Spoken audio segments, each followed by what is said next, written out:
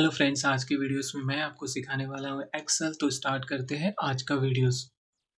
Excel start करने के लिए हम लोग प्रेस करेंगे Windows R and then type करेंगे एक्सेल एंड एंटर करना है आपको। नहीं, अभी एक्सेल को हम लोग क्या बोलते हैं, वर्कबुक बोलते हैं। तो यहाँ से मैं सेलेक्ट करता हूँ blank workbook. Okay, Excel open करोगे तो इस तरह से इसका विंडोज ओपन हो जाता है। साइड में आपको एक्सेल लिखा हुआ दिखेगा एंड यहाँ पे है रिसेंट फाइल। अगर आपकी कोई रिसेंट फाइल है तो आप डायरेक्टली यहाँ से रिसेंट फाइल पे क्लिक करके ओपन कर सकते हो। अदरवाइज कोई एग्जैक्ट रिसेंट फाइल है जो ऑलरेडी बहुत पहले से आपने सेव कर रखा है आपके फोल्डर में, तो ओपन अदर वर्कबुक पे क्लिक करके वर्कबुक ओपन कर सकते हैं। तो यहाँ से मैं ले लेता हूँ ब्लैंक वर्कबुक। तो ब्लैंक वर्कबुक पे क्लिक करते हैं तो ये एक्सेल का इंटरफेस है, आपको दिखाई दे रहा है। एक्सेल का विंडोज ओपन हो चुका है। तो टॉप का जो रिबन है इसको हम लोग क्या बोलते हैं, टाइटल बार है। यहाँ पे आपको 3 बटन्स मिलेगा, 4 बटन सिमिलरली जैसा आपको मैंने MS वर्ड में सिखाया था। तो फर्स्ट यहाँ पे ये बटन है जिसको रिबन डिस्प्ले ऑप्शन बटन बोलते हैं। सेम वर्क करता है जैसा ऑटो हाइड द रिबन। इस पर क्लिक करोगे तो आपका मेनूज बार आप हाइड हो जाएगा, जो शो ऑन नहीं होगा। यहाँ पे वापस से आपको एक्टिव करना है तो क्लिक करिए सिमिलरली बटन पे। शो टैब्स पे शो करोगे तो आपको मेनूज बार दिख जाएंगे जिसमें आपको file, home, insert, page layout, formula, data and review and view show on करेगा। देन अगर आप क्लिक करते हो शो टैब एंड कमांड, तो आपको टैब एंड कमांड दोनों आपको शो करेगा साथ में। जैसे होम का है यहाँ पे एक्टिव है तो होम के कमांड्स यहाँ पे दिख रहे हैं, clipboard, font, alignment, numbers. And आपको इंसर्ट का देखना है तो इंसर्ट पे क्लिक करेंगे तो एट अ टाइम एक्टिव रहेगा। अगर आप इसे चाहते हो कि यहाँ से शो टैब एंड कमांड हमने रखा है शो टैब ओनली, तो ओनली टैब शो करेगा। जब भी आप क्लिक करोगे तभी वो कमांड एक्टिव होगा, फिर हाइड हो जाया करेगा इस तरह से। अगर हमें कंटिन्यू रखना है तो शो टैब एंड कमांड रखते हैं। नेक्स्ट ऑप्शन नीचे के विंडोज में आते हैं, इसको हम लोग फार्मूला बार बोलते हैं। यहाँ पे जो भी हम फार्मूला सेंटर करने वाले हैं वो सारे फार्मूलास यहाँ पे दिखाई देंगे। ये है नेम बॉक्स है जो कि सेल का एड्रेस का शो करेगा। एक्सेल में सीट होती है, इसको हम लोग सीट बोलते हैं। सीट 1 2 3 इस तरह से काउंट करोगे तो यहाँ पे सीट 1 डिफॉल्ट ओपन रहता है। अगर आपको एक्स्ट्रा सीट चाहिए रहेगा तो ये प्लस के साइन पे क्लिक करोगे तो आपको एक्स्ट्रा सीट एक्टिव हो जाएगी।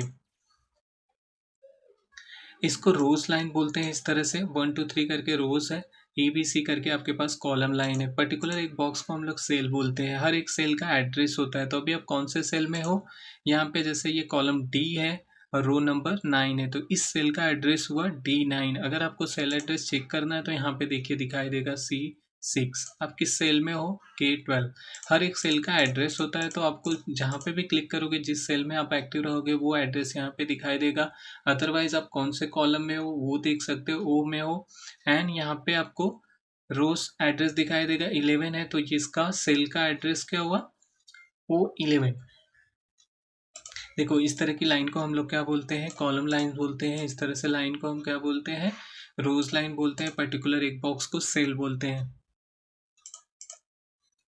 और पूरे को हम लोग क्या बोलते हैं, टेबल या सीट। एक्सेल में हो तो इसे वर्कशीट बोलते हैं। ओके, एंड देन आपने इतना समझ लिया कि ये क्या है। ओके, अगर हम एक्सेल में देखते हैं तो टोटल हमारे पास कितने रो लाइन होते हैं। तो टोटल एक्सेल में 10,48,576 रोज लाइन होती है। उसे चेक करने के लिए आपको control and down button press करना है तो आपको यहाँ पे टोटल रो लाइन शो करेगा। टोटल रो लाइन कितना दिखा रहा है, 10,48,576 रोज लाइन है। अगर हमें कॉलम्स देखनी है कि टोटल हमारे पास कितने कॉलम है, तो सिमिलरली आपको control and right arrow press करना है। तो लास्ट का जो है XFD तक है। अगर हम नंबर में कैलकुलेशन करें तो 16,386 होता है। उसे चेक करने के लिए आपको यहाँ पे इस बटन पे क्लिक करके रखना है। ऊपर देख लीजिए, आपको दिखाई देगा 10,48,576 रोज है, R फॉर रोज है, इंटू 16,384 C फॉर कॉलम है।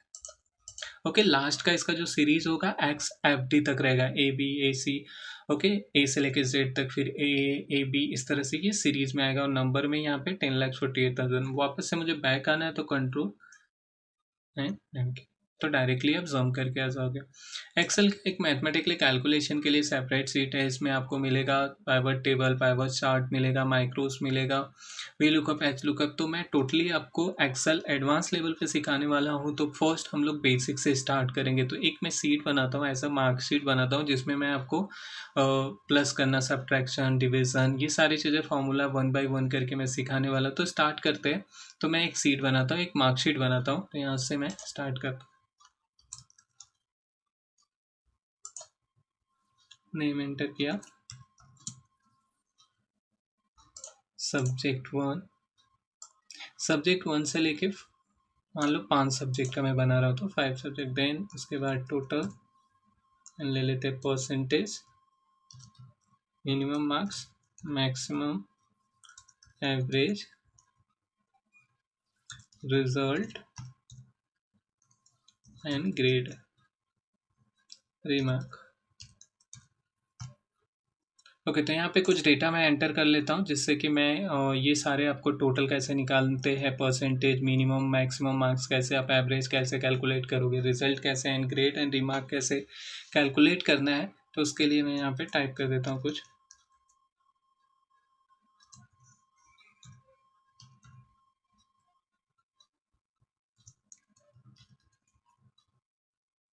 ओके, तो मैंने 3 स्टूडेंट्स के नेम एंटर कर दिया, अब उनके मार्क्स एंटर कर देते हैं।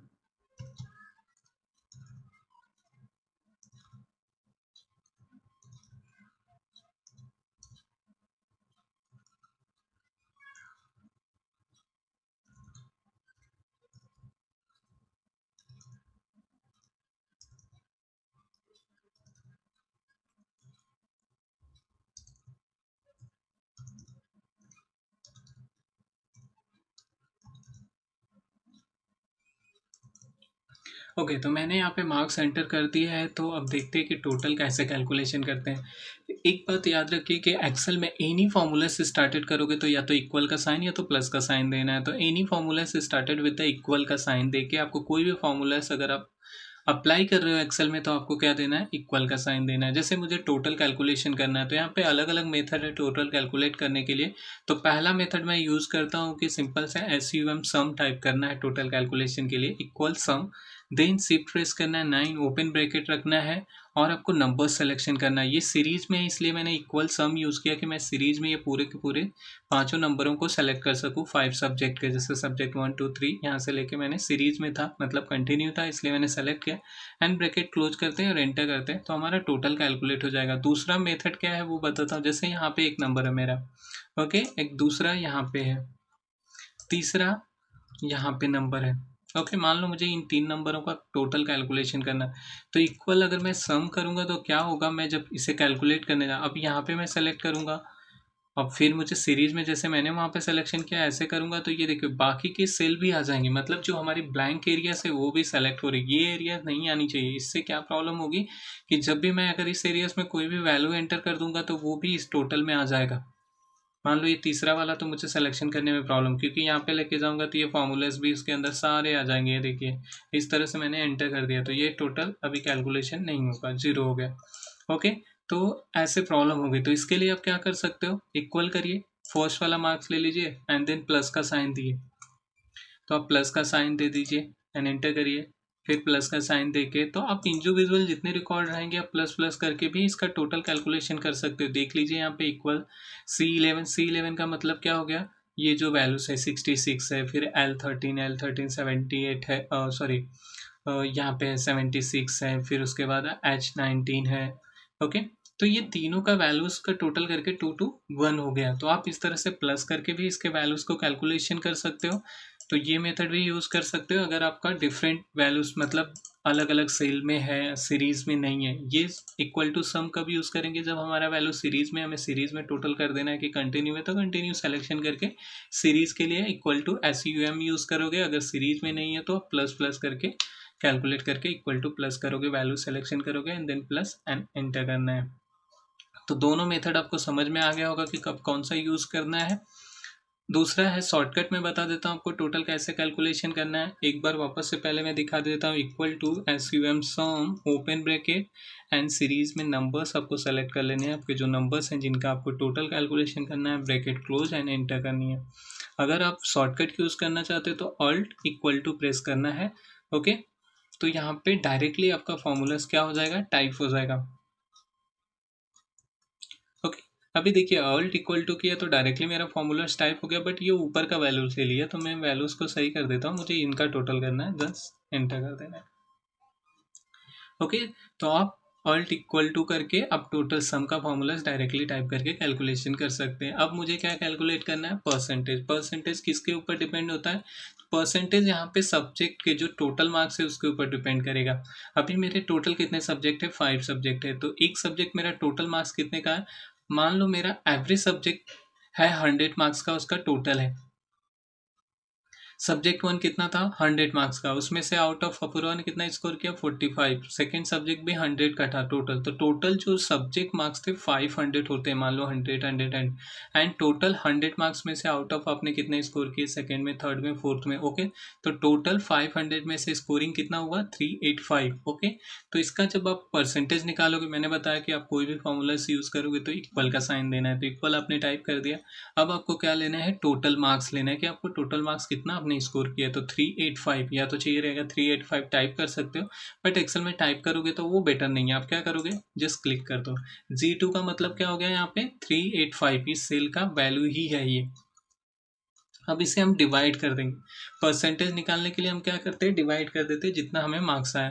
तो आपको 385 divide by total subject marks, आपके टोटल सब्जेक्ट मार्क्स कितने होते हैं, 500। अगर मैं हर एक सब्जेक्ट 100 मार्क्स का है तो टोटल हमारा कितना है, 500 हो गया। एंड इसे मल्टीप्लाई कर देंगे, मल्टीप्लाई कितने से करना है आपको, 100 से, ओके, एंड इंटर करना है तो आपका परसेंटेज आ जाएगा।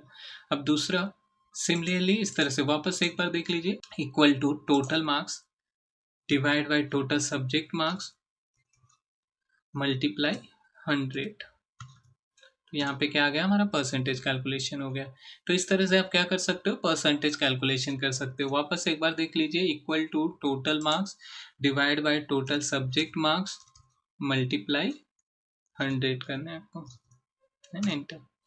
नेक्स्ट आता है मिनिमम। मिनिमम कैलकुलेशन करने के लिए कि अगर मुझे देखना है कि क्या मिनिमम वैल्यूज क्या है, तो मिनिमम वैल्यूज अगर हम मुझे डिफाइन करना है तो हमें क्या टाइप करना है, इक्वल टू मीन टाइप करते हैं, ओपन ब्रैकेट रखते हैं। अब मिनिमम नंबर जो वैल्यूज डिफाइन करने हैं आपको कौन कौन से सेल में से करने हैं, तो मान लो मैंने ये 5 सेल सिलेक्शन किया, इन पांचों में से मुझे मिनिमम वैल्यूज डिफाइन करने हैं। तो जैसे सब्जेक्ट 1 से लेके सब्जेक्ट 5 तक आपने सेलेक्ट किया एंड देन ब्रैकेट क्लोज और एंटर करोगे तो वो मिनिमम नंबर डिफाइन कर लेगा। Minimum number is a 45। Maximum define करना है तो equal to max, okay, open bracket, and आपको नंबर सिलेक्शन करनी है, इन सब्जेक्ट में से वो मैक्सिमम नंबर डिफाइन कर लेगा। एवरेज कैलकुलेशन करना है तो इक्वल टू आपको टाइप करना है average, open bracket, and number selection करनी है तो वो एवरेज कैलकुलेट हो जाएगा। सेम थिंग है रिजल्ट। रिजल्ट अब किस पे डिपेंड होता है, रिजल्ट आपको हर एक सब्जेक्ट में आपको एक कंडीशन दी जाती है, तो रिजल्ट कैलकुलेशन के लिए हमें कंडीशन अप्लाई करनी पड़ेगी। जैसे आपको फर्स्ट सब्जेक्ट में कंडीशन दे दी गई कि आपको मिनिमम कितना स्कोर करना है, 35, सेकेंड सब्जेक्ट में 35 या 40, जो भी कंडीशन है डिपेंड करते हैं कि आपको क्या कंडीशन दी जा रही है। तो ओके, तो रिजल्ट कैलकुलेशन के लिए हम लोग यूज करेंगे equal to if, open bracket, and. यहाँ पे क्या इफ एंड हम क्यों यूज कर रहे हैं, इफ और एंड का यूज होगा कंडीशन एंड लॉजिक वैल्यूज के लिए। लॉजिकल मतलब यहाँ पे आप एक कंडीशन देने वाले हो कि आपको हर एक सब्जेक्ट में हमें कंडीशन दी जाती है कि देखिए 100 मार्क्स का टोटल पेपर है तो आपको मिनिमम 35 स्कोर करनी है, या 50 है तो आपको 17 स्कोर करनी है, डिपेंड करेगा कि आपको क्या कंडीशन दी जाती है। यहाँ पे मुझे सब्जेक्ट 1 में कंडीशन मिली, मैंने subject 1 if, open bracket and, open bracket, first subject को मैंने सेलेक्ट किया। फर्स्ट सब्जेक्ट में मैंने कंडीशन रख दिया, क्या कंडीशन रखी है मैंने, अब मैंने मान लो रख दी कि equal to greater than 35, equal to greater than equal to मैंने 35 लिखा है, आप लिख सकते हो डायरेक्टली ग्रेटर देन 35। इसका मतलब क्या होगा कि समझ लीजिए, ग्रेटर देन 35 का मतलब हो गया कि जो B2 का वैल्यू है, मतलब सब्जेक्ट 1 का मार्क्स जो होना चाहिए वो कितना होना चाहिए, 35 अबाउट नॉट अ 35। अगर इक्वल टू 35 रहेगा तो भी इक्वल का साइन डाल दिया, तो मतलब इसका हो गया कि अगर 35 के बराबर है तो भी वो पास हो जाएगा, ओके, उससे कम हुआ तो फेल होगा। अगर मैं ये इक्वल निकाल देता, ग्रेटर देन 35 रखता, तो क्या होता, अबाउट 35 नॉट अ 35, तो equal to, greater than, less than, ये कंडीशन के लिए रहेगा। ओके, अगर आपने समझ लिया होगा अभी, तो मैं नेक्स्ट सिलेक्शन करता हूँ, कॉमा दे देना है, एंड दूसरे सब्जेक्ट को सेलेक्ट करते हैं। यहाँ पे भी मैंने एक रख दिया सिमिलरली कंडीशन 35। कंडीशन आपके ऊपर डिपेंड करेगी, आपको जो कंडीशन देनी है वो कंडीशन आप दे सकते हो। सेकेंड सेलेक्ट किया, third, and single comma, and fifth subject 35, okay। And last में हम ब्रैकेट क्लोज कर देंगे without comma and then single comma. हमें दो कंडीशन लिखनी है, pass and single comma, double inverted comma, fail and double inverted comma close, bracket close and enter कर दो।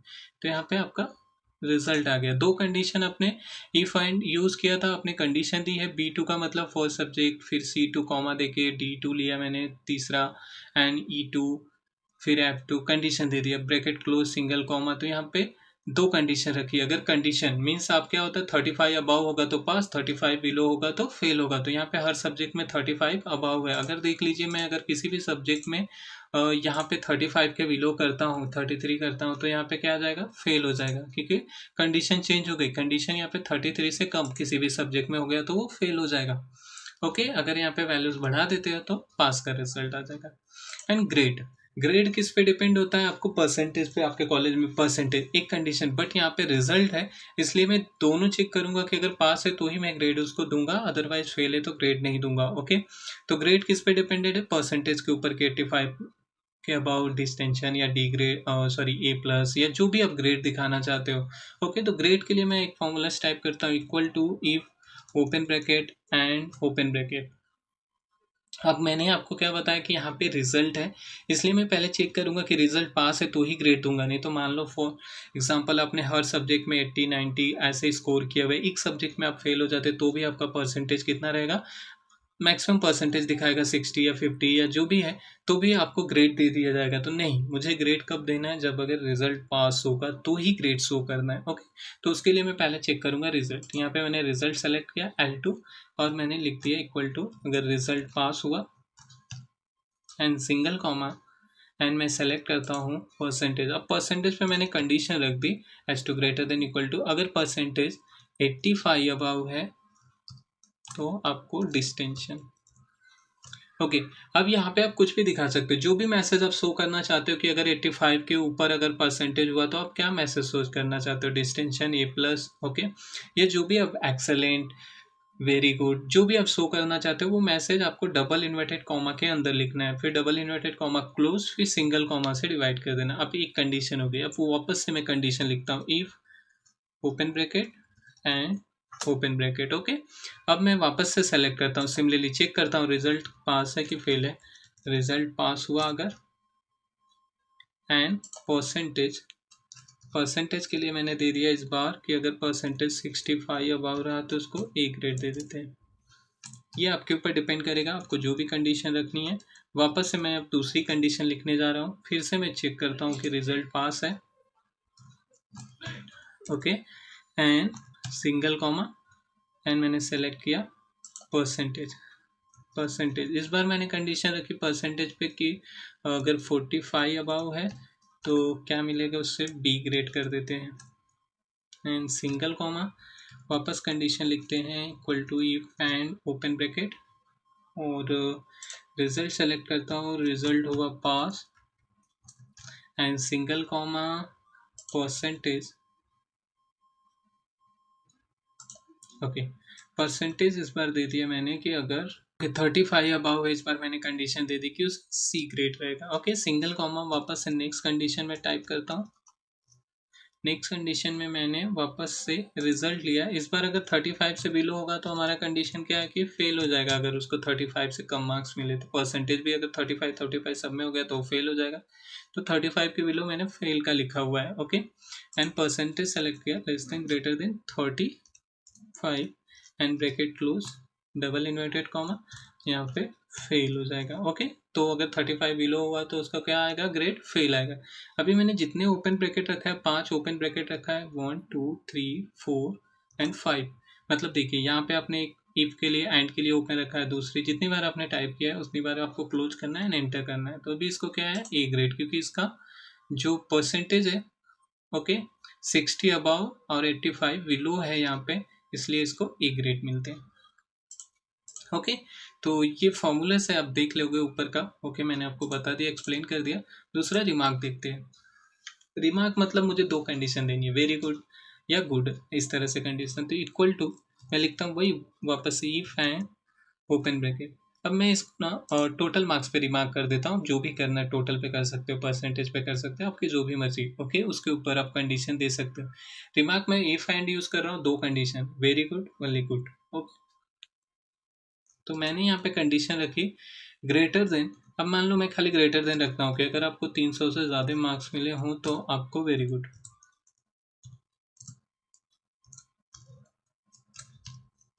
और उससे कम है तो ओनली गुड। ओके,